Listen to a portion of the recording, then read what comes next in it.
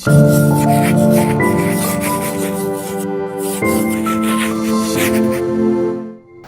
दोस्तों, राय पब्लिकेशन के YouTube channel में आप सभी का स्वागत है।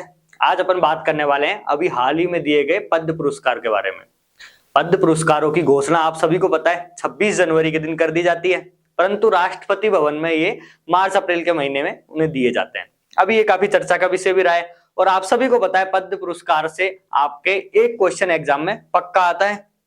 भारत रत्न अब की बार दिए नहीं गए हैं आपके, पद्म विभूषण, पद्म भूषण और पद्म श्री अवार्ड दिए गए हैं। पद्म विभूषण आपके 6 दिए गए, पद्म भूषण आपके 9 दिए गए और पद्म श्री आपके 91 लोगों को दिए गए। उनमें से अपने राजस्थान के 3 लोगों को पद्म श्री पुरस्कार मिले हैं। आज उन्हीं के बारे में अपन देखेंगे किस बैकग्राउंड से वो थे और कहां से रिलेट करते हैं। इससे रिलेटेड एक क्वेश्चन आपके एग्जाम में पक्का समझ लेना इस वीडियो से आज आप।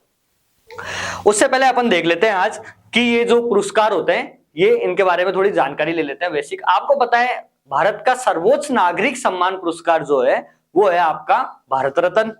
ठीक है, भारत रत्न भारत का सबसे ऊंचा नागरिक सम्मान पुरस्कार है। अभी हाल ही इस वर्ष में भारत रत्न आपके नहीं दिया गया है।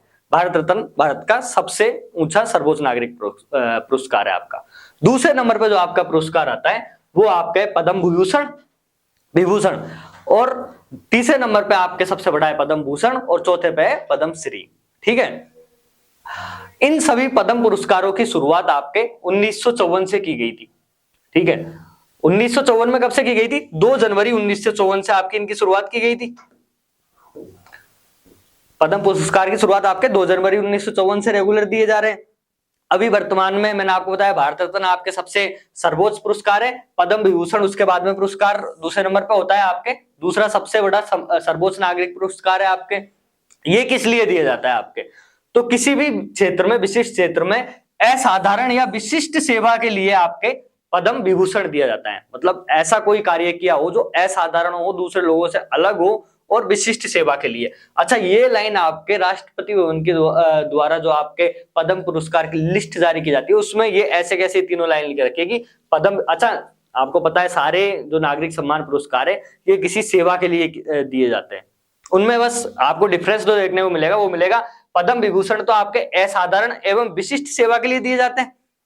पद्म भूषण आपके जो तीसरा सबसे है, पहले पे भारत रत्न, दूसरे पे पद्म विभूषण, तीसरे पे पद्म भूषण, ये आपके उच्च कोटि की विशिष्ट सेवा के लिए दिए जाते हैं। ध्यान रखना इस जगह क्या लिख रखा है, उच्च कोटि की विशिष्ट सेवा के लिए। अगर आपसे मैं क्वेश्चन पूछूं कि उच्च कोटि की विशिष्ट सेवा के लिए कौन सा पुरस्कार दिया जाता है तो कौन सा दिया जाता है? पद्म भूषण दिया जाता है आपके।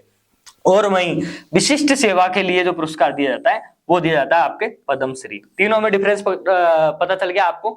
पद्म विभूषण तो आपको असाधारण कार्य के लिए दिया जाता है, पद्म भूषण आपको उच्च कोटि के कार्य के लिए दिया जाता है और पद्म श्री आपको विशिष्ट सेवाओं के लिए दिया जाता है। अभी मैंने आपको बताया इस साल जो आपके पद्म विभूषण, भूषण और श्री दिए गए इनमें 6 तो आपको पद्म विभूषण दिए गए, 9 आपको पद्म भूषण दिए गए और पद्म श्री आपको दिए गए 91 दिए गए टोटल। और ये मैं आपको बताता रहा हूं कि पद्म पुरस्कारों की आपकी जो शुरुआत है वो आपके 1954 से हुई थी। ठीक है, ये चीज आप याद रखना। तो अपन इनके बारे में कुछ इंपॉर्टेंट फैक्ट देख लेते हैं जो आपके एग्जाम दृष्टिकोण से बहुत इंपॉर्टेंट है और आपने ऐसा सुना भी नहीं होगा। जो पद्म पुरस्कार आपके हैं ये आपके मरणोपरांत नहीं दिए जाते। सामान्य कंडीशन में आपको मरणोपरांत नहीं मिलेंगे, जबकि आपने सुना होगा भारत रत्न तो 10 साल पहले भी अगर किसी की मृत्यु हुई है तो भारत रत्न आपको दे दिया जाता है। परंतु वहीं पद्म पुरस्कारों के बारे में जो कंडीशन है वो ये है कि सामान्य कंडीशन में तो मरणोपरांत नहीं दिए जाते। फिर आप बोलोगे सर मुलायम सिंह यादव को अभी मरणोपरांत दिया है, तो हाँ इसकी एक कंडीशन है, सामान्यतः मरणोपरांत नहीं दिए जाते, परंतु अगर मरने वाले व्यक्ति लास्ट 1 ईयर में ही मिला है। लास्ट 1 ईयर कहां से कहां तक काउंट होएगा आपको पता है पद्म पुरस्कारों की घोषणा कब होती है आपके? 26 जनवरी को इनकी घोषणा होती है। तो इस 26 जनवरी को जो घोषणा होने वाली है उससे लेके पिछली वाली जो 26 जनवरी गई थी उसके बीच में अगर किसी व्यक्ति की मृत्यु हुई है तो उसको आप पद्म पुरस्कार दे सकते हो। ठीक है, तो सामान्य तो मरणोपरांत दिए नहीं जाते, परंतु लास्ट 1 वर्ष के अंदर अगर किसी की मृत्यु हुई है तो आप पद्म पुरस्कार उस व्यक्ति को दे सकते हो। और आप सभी को ध्यान होगा मुलायम सिंह यादव की मृत्यु पिछले साल ही हुई है, इसीलिए उनको दिया गया था। ये टाइम पीरियड इनका काउंट होता है वो 26 जनवरी से लेकर 26 जनवरी तक का होता है। और इसी के साथ जो तीसरा पॉइंट क्या है आपके कि 26 जनवरी को इन पुरस्कारों की घोषणा होती है। जैसे अपन ने ये आज जो पुरस्कार पढ़ रहे हैं इनकी घोषणा 26 जनवरी को हो चुकी है। तो ये 3 चीजें आप इसमें याद रखना।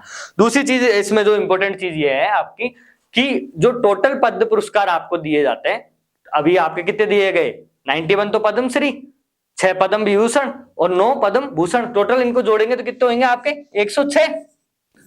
तो जो टोटल पद्म पुरस्कार दिए जाते हैं तीनों पद्म पुरस्कार मिला के, ये आपके 120 से ज्यादा नहीं होने चाहिए, ये फिक्स होता है। ऐसे तो गवर्नमेंट कितने ही लोगों को दे देगी, जैसे चुनावी ईयर है तो इस साल 500 लोगों को दे दिया हर इलाके से कहीं कहीं से और सब लोग खुश हो गए, फिक्स है इसका अमाउंट। 120 लोगों से ज्यादा पुरस्कार एक साल में नहीं दिए जा सकते आपके। इस साल अपने टोटल कितने दिए गए 106 दिए गए, ये अपन पढ़ लिए। अब अपन देखते हैं कि पद्म विभूषण किस किस को दिया गया है, क्योंकि नाम भी आ जाते हैं, 6 लोगों को ही पद्म विभूषण दिया गया है। तो आपकी आने वाली सभी एग्जामों की दृष्टिकोण से बहुत इंपॉर्टेंट है कि किन किन लोगों को आपके पद्म विभूषण दिया गया है। फिर अपन देखेंगे कि पद्म भूषण किनको दिया गया है, 9 लोगों को दिया गया है, उनके नाम भी आप देख लेना। फिर जो राजस्थान में 3 लोगों को पद्मश्री मिला है उनके बारे में जानेंगे, उनको किस किस क्षेत्र में दिया गया है। तो आपके पद्म विभूषण जो 6 लोगों को दिया गया है उनमें पहले व्यक्ति आपके श्री बालकृष्ण दोषी। ये किस क्षेत्र से रिलेटेड है बालकृष्ण दोषी? आपके आर्किटेक्चर जो क्षेत्र होता है इससे रिलेटेड है और ये गुजरात के रहने वाले हैं आपके। इनको आपको पहला पद्म विभूषण दिया गया है। दूसरा दिया गया है आपके श्री जाकिर हुसैन को। जाकिर हुसैन आपके कला क्षेत्र से रिलेटेड है, आपको क्षेत्र जरूर याद रखना है किस क्षेत्र में उन्हें दिया गया है, ये आपके महाराष्ट्र के हैं। तीसरे हैं आपके श्री SM कृष्णा, ये आपके समाज सेवक थे, कर्नाटक से हैं आपके। चौथे आपके हैं दिलीप महालनोबिस, इनको दवाइयों के मेडिसिन के क्षेत्र में दिया गया है और ये आपके पश्चिम बंगाल के रहने वाले हैं। इस पे आप जरूर ध्यान देना, क्यों? क्योंकि दवाइयों के क्षेत्र में सामान्यतः आपके जो पद्म पुरस्कार है वो कम दिए जाते हैं, समाज सेवा कला और इनकी में काफी लोगों को दिया जाता है। तो दवाइयों के क्षेत्र में आपके श्री दिलीप महालनोबिस को दिया गया है, इस पॉइंट को आप ध्यान रखना। ये कहाँ के रहने वाले हैं? आपके पश्चिम बंगाल के रहने वाले हैं। फिर तीसरा दिया गया है श्री निवास वर्धन को, इनको साइंस एंड टेक्नोलॉजी विज्ञान और प्रौद्योगिकी क्षेत्र में दिया गया है और ये है तो भारतीय मूल के, परंतु अपन आप सबने पढ़ा होगा कि भारत की नागरिक अगर किसी दूसरे देश की नागरिकता अपन ले लेते हैं तो भारत की नागरिकता छोड़नी पड़ती है। तो ऐसे ही इन्होंने यूएसए की नागरिकता ले रखी है। आपके कौन से देश की? यूएसए की, यूनाइटेड स्टेट ऑफ अमेरिका, संयुक्त राज्य अमेरिका की नागरिकता ले रखी है, इसीलिए इनके नाम के आगे आपको यूएसए देखने को मिलेगा। आपको क्वेश्चन में ये पूछ लिया जाएगा कि श्रीनिवास वर्धन किस देश के थे, कहां से संबंधित थे, कौन से राज्य से संबंधित थे, कहां से थे? यूएसए से संबंधित थे। साइंस एंड टेक्नोलॉजी के फील्ड में इन्हें आपके पद्म विभूषण दिया गया है। तो ये आप बहुत इंपॉर्टेंट याद रखना। मैंने आपको जो 2 बताए हैं, 2 नाम, दिलीप महालनोबिस और श्रीनिवास वर्धन, इन पे बहुत ज्यादा ध्यान देना। दिलीप महालनोबिस को तो दवाइयों के क्षेत्र में और श्रीनिवास वर्धन को विज्ञान के और प्रौद्योगिकी के क्षेत्र में, और ये यूएसए की नागरिकता है अभी इनके पास। तीसरे जो दिए गए हैं आपको मुलायम सिंह यादव को दिए गए हैं। आप सभी को ध्यान है, समाजवादी पार्टी जो है उसके संस्थापक थे ये, इनकी हाल ही में देहांत हो गया। तो ये समाज सेवा के क्षेत्र में इन्हें पद्म विभूषण दिया गया और ये कहाँ के रहने वाले थे? उत्तर प्रदेश के रहने वाले। सभी लोग आप लोग जानते भी हो इनको।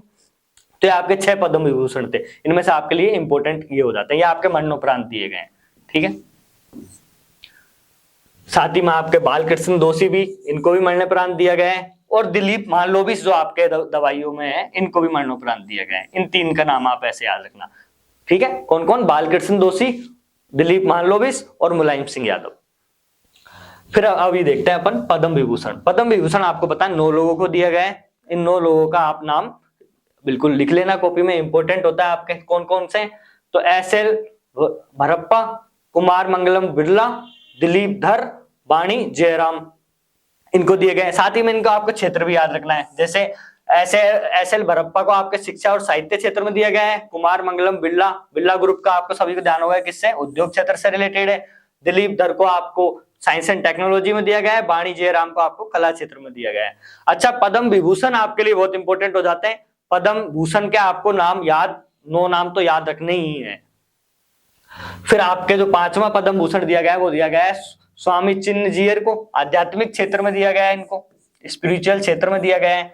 वहीं आपके सुमन कल्याणपुर को कला क्षेत्र में दिया गया है। कपिल कपूर को शिक्षा साहित्य क्षेत्र में दिया गया है। सुधा मूर्ति को सामाजिक कार्य के क्षेत्र में दिया गया है। और लास्ट 9th आपका जो पद्म भूषण दिया गया है वो कमलेश डी पटेल को आध्यात्मिक क्षेत्र में दिया गया है। ये कहाँ के रहने वाले?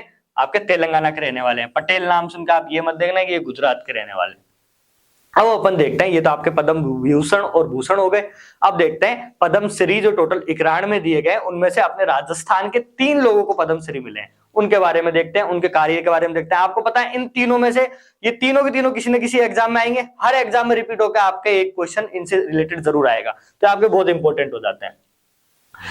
तो टोटल पद्मश्री 91 पद्मश्री आपको दिए गए हैं इस बार। उनमें से अपने राजस्थान को सिर्फ 3 ही पद्मश्री मिले हैं। पूरे पद अवार्ड 106 है, उसमें से राजस्थान को सिर्फ 3 अवार्ड मिले हैं और वो तीनों लोग ये हैं।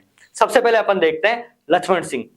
लक्ष्मण सिंह को आपके सामाजिक कार्य के रूप में पद्मश्री मिला है। अच्छा, वैसे इनका काम क्या था? वैसे ये कृषि क्षेत्र से संबंधित थे। इनने एक टेक्निक डेवलप की थी और साथ ही में ये इजराइल को वो टेक्निक सिखाते थे, जो ड्रिप सिस्टम होता है पानी देने का कृषि क्षेत्र में, वो एक टेक्निक इन्होंने नई टेक्निक डेवलप की थी, वो ये इजराइल को सिखाते थे। और इनकी टेक्निक का नाम क्या था मैं वो भी बता दूं आपको, वो एग्जाम में पूछा जाएगा आपसे, चोखा तकनीक। चोखा तकनीक के लिए इन्हें ये बहुत फेमस थे। चोखा तकनीक की ये जो शिक्षा ये इजराइल देश को भी प्रोवाइड करते थे। मतलब इजराइल आपको पता होगा कृषि क्षेत्र में बहुत ही संपन्न देश है, अपन उससे सारी शिक्षा लेते हैं, परंतु भारत के जो आपके लक्ष्मण सिंह है राजस्थान दूदू के रहने वाले, ये इजराइल को चोखा तकनीक समझाते थे कृषि क्षेत्र की। परंतु आपको ध्यान क्या रखना है, इनको किस क्षेत्र में मिला है आपके पद्मश्री? सामाजिक कार्य। कृषि क्षेत्र में आपको पता है स्पेशली कोई पद्मश्री नहीं दिया जाता, सामाजिक कार्य को उसमें काउंट करके दिया जाता है। तो आपके लक्ष्मण सिंह दूदू के रहने वाले हैं, सामाजिक कार्य के लिए इन्हें आपके पद्मश्री मिला है। और इन्हें कौन सी तकनीक नई फाइंड आउट की थी? चोखा तकनीक, इसको ध्यान रखना आप, है ना। फिर दूसरे अपने डूंगरपुर के मूलचंद लोढ़ा। इन्होंने मूलचंद लोढ़ा जो है आपके, इनने डूंगरपुर का इलाका है, उसमें आपको पता आदिवासी लोग बहुत ज्यादा रहते हैं, तो आदिवासियों के लिए कार्य किया था। अगर आपसे एग्जाम में पूछ ले कि मूलचंद मेन रूप से किसके लिए काम करते थे, तो आदिवासियों के लिए काम करते थे। आपके आदिवासी समाज सुधारक थे ये आपके मूलचंद लोढ़ा। इनकी फोटो भी देख लो। तो इनको भी सामाजिक कार्य के लिए मिला है आपके, और कहाँ के रहने वाले हैं? डूंगरपुर के। ये चीज जरूर आपको याद रखनी है। जैसे लक्ष्मण सिंह दूदू के रहने वाले हैं, मूलचंद लोढ़ा डूंगरपुर के रहने वाले, दोनों को आपके सामाजिक कार्य के लिए पद्मश्री मिला है। फिर अभी तीसरा जो पद्मश्री आपको मिला है वो ज्वाइंट पद्मश्री दिया गया है। किनको दिया गया है? आपको अहमद हुसैन और मोहम्मद हुसैन को दिया गया है। अहमद हुसैन और मोहम्मद हुसैन आपके जयपुर के रहने वाले हैं और इनको कला क्षेत्र में दिया गया है। कला क्षेत्र में कौन से? कला क्षेत्र में देखो, आपको डांस को भी कला क्षेत्र में किया जाता है, संगीत को भी। हाँ, तो ये इनको संगीत क्षेत्र में दिया गया है। संगीत क्षेत्र में क्या करते थे? ये गजल गाया करते हैं। गजल सुनते हो ना आप, जगजीत सिंह की गजल, मोहम्मद अली की गजल। तो ऐसे ही अपने जयपुर के अब अहमद हुसैन की और मोहम्मद हुसैन की गजल के लिए इन्हें पद्मश्री दिया गया है। ठीक है, कहाँ के रहने वाले हैं? जयपुर के रहने वाले हैं आपके। कला क्षेत्र में इन्हें दिया गया है और ये गजल गाया के, ध्यान रखना आपको, पूछ लेता हूं। तो देखो, अपन ने राजस्थान के 3 पद्मश्री देखे। लक्ष्मण सिंह को चोखा तकनीक के लिए, सामाजिक कार्य के लिए दिया गया, दूदू के रहने वाले हैं। फिर अपन ने देखा मूलचंद लोढ़ा आपके सामाजिक कार्य के लिए इन्हें दिया गया है और आदिवासी समाज सुधारक थे और डूंगरपुर के रहने वाले थे। फिर अपन ने देखा अहमद हुसैन और मोहम्मद हुसैन को। अहमद हुसैन और मोहम्मद हुसैन आपके जयपुर के रहने वाले हैं और ये गजल गायक है। आप ध्यान रखना, इनसे कोई ना कोई क्वेश्चन आपके एग्जाम में जरूर आएगा। हम आपको स्क्रीनशॉट लेके भी बाद में ये बताएंगे। तो ये आपके पद्मश्री अवार्ड थे। अगर आपको ये वीडियो अच्छा लगा हो तो प्लीज लाइक, शेयर और सब्सक्राइब करें। धन्यवाद।